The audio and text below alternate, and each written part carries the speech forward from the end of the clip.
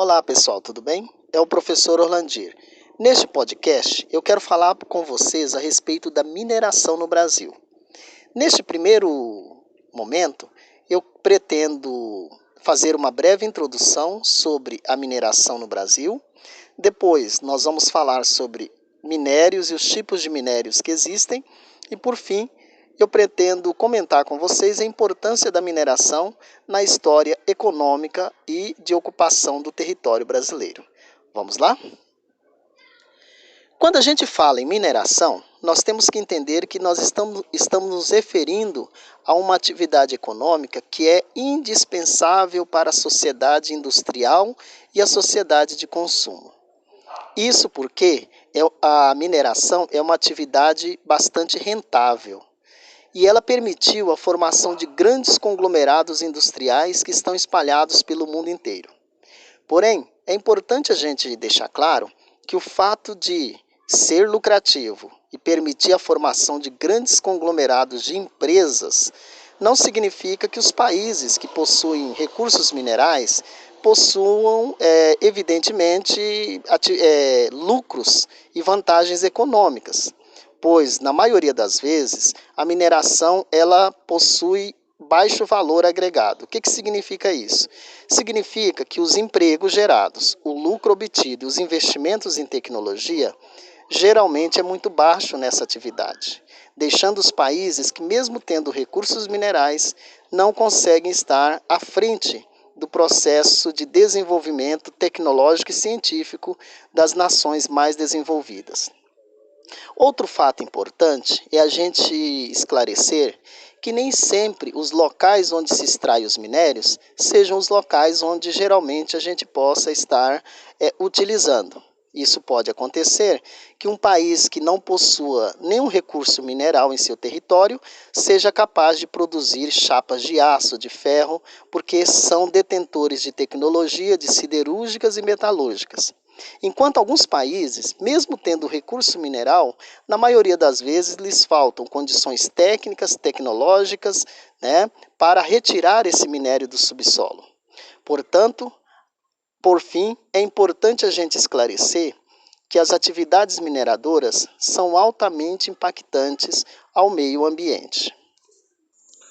Os minérios podem então ser classificados de várias formas. Mas antes, é importante a gente esclarecer minérios e minerais. Os minérios são minerais que possuem valor econômico e a possibilidade técnica de extração e uso dos mesmos. E aí, de acordo com as propriedades físicas, químicas e a sua utilidade, a gente pode dividir os minérios em três grandes tipos. Minérios energéticos são aqueles cujo principal uso é a geração de energia. Estão entre eles o petróleo, o carvão mineral e o urânio, por exemplo. Minérios não metálicos são aqueles utilizados como matéria-prima industrial, mas que não possuem quantidades importantes de metais na sua composição. Estão entre eles o potássio, o fosfato e as argilas. Já os minerais metálicos, que inclusive no Brasil são os mais numerosos, são utilizados como matéria-prima na indústria, por causa de suas características metálicas, como por exemplo a condutividade elétrica e a maleabilidade.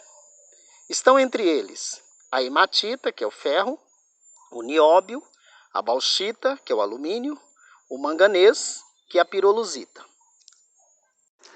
Pois bem, para finalizar o nosso podcast, eu quero informar para vocês que a mineração sempre foi uma atividade que esteve presente na história do nosso país.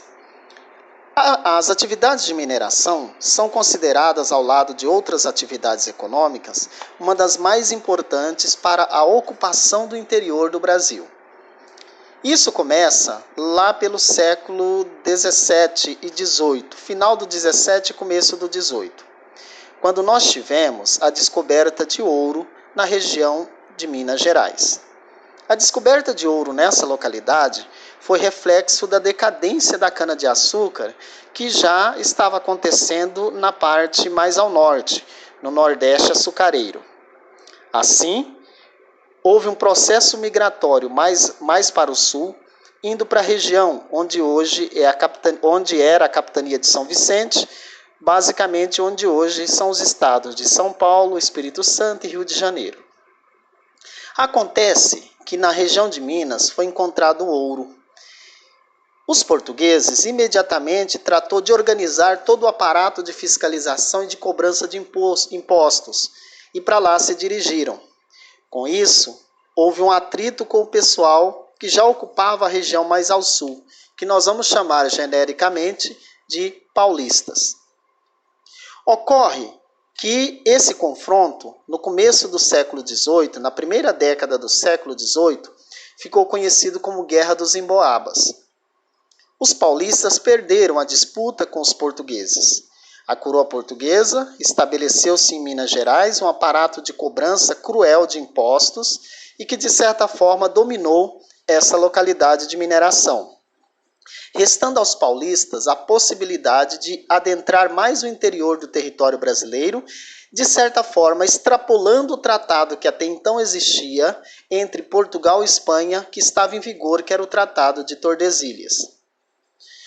Os bandeirantes paulistas foram os grandes responsáveis por essa interiorização. É claro que, num primeiro momento, o objetivo dos bandeirantes era capturar índios para levá-los como escravos para São Paulo e também recapturar escravos fugidos. Porém, essa atividade se mostrou bastante perigosa, dispendiosa e que não dava lucro necessário. Os bandeirantes, então, observaram que às margens dos córregos da região central do Brasil e dos rios, o ouro faiscava. Então começou-se um processo de exploração. São as chamadas bandeiras prospectoras. Então, através da mineração, 2 núcleos de povoamento surgem além do Tratado de Tordesilhas, no caso a mineração do ouro. Era o núcleo do distrito de Cuiabá e o núcleo de Goiás. Assim, essas 2 áreas de mineração também o ouro foi extraído em grande quantidade.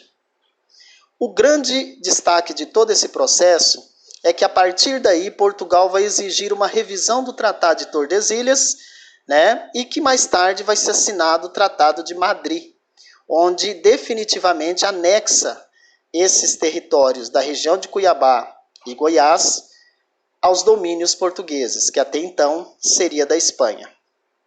Com isso, consolida-se o domínio português nas terras do Brasil Central, e a mineração foi a grande responsável para a ocupação.